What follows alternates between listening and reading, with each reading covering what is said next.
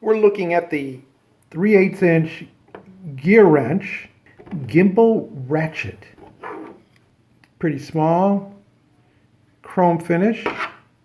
Not a great chrome finish, and by that I mean it has scratches and nicks in it, and it could be just because this is exposed during shipping.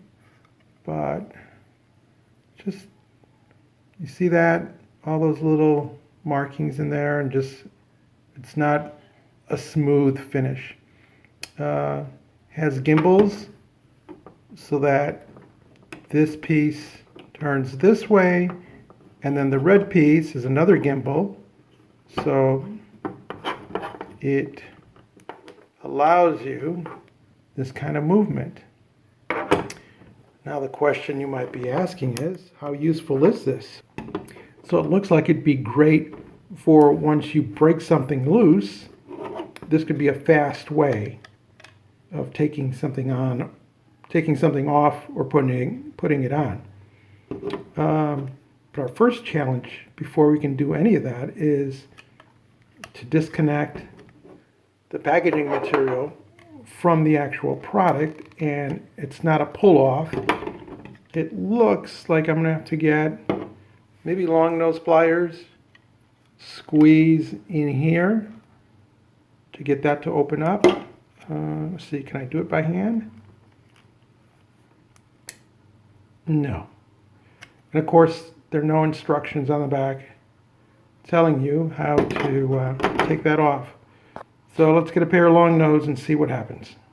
With a pair of long nose, I'm going to see if I can get this loose. And it doesn't seem like it wants to.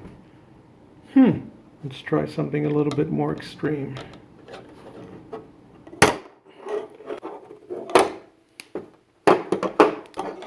Maybe it's never meant to come off the packaging, huh? I think what's going to work is just breaking off these tabs so this can drop out and free our little ratchet. I've broken off all 4 of the tabs, and that separates the product card. Now, can we separate the ratchet end? And the answer is yes, after a bit of work. Once freed, there's your 3/8 inch drive, and like I said, it'll gimbal this way, it'll gimbal that way, or any combination thereof. Of course, you know, you're limited by the fact that whatever extension or socket you put on here is going to hit this ring. Let's try sticking on an extension to see if this is indeed a useful product. We're looking at the engine compartment of a Toyota Prius, and here's a bolt. Let's say we wanted to loosen that bolt, and I come in with my socket and I get it to attach, but you see in this position there's not much room for me to leverage in, right? So let's see if the fancy ratchet works better. First thing we need to do is add an extension. 3/8 extension snaps in. There's no way to lock it, it's got its little pin there. But unlike a Craftsman, there's no button to push. So I also noticed that just after a few of these, there's a fair amount of markings on the metal. Anyway, all right, so we attach that. Let's disengage our socket, mount it, and see if this gimbal gives us an advantage.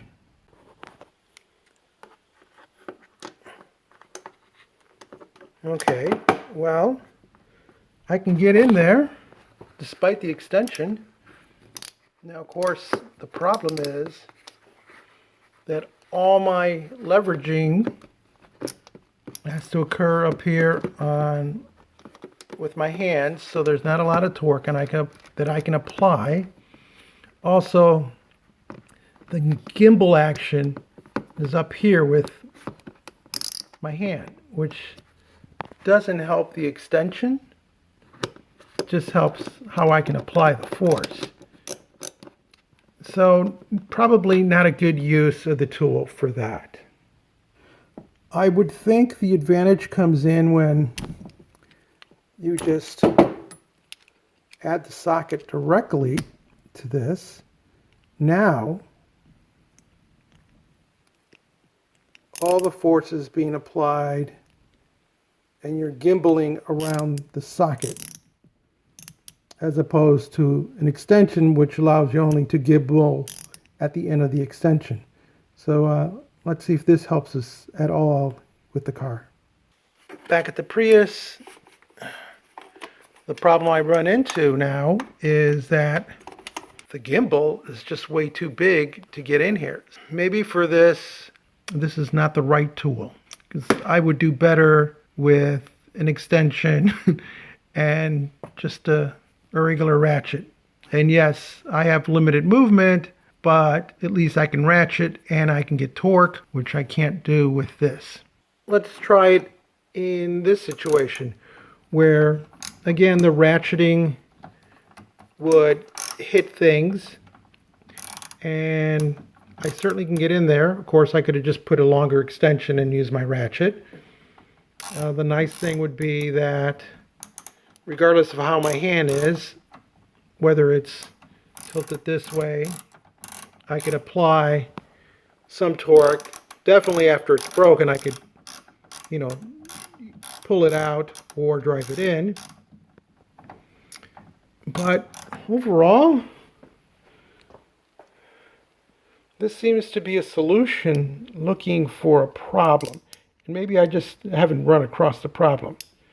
So while I think it's an interesting tool, I think its use is going to be really, really limited to a situation where a ratchet can't quite get in, but you don't need the torque to break something loose or tighten something that the ratchet will afford you, which this won't, because you're limited to just how much you can apply with your hands.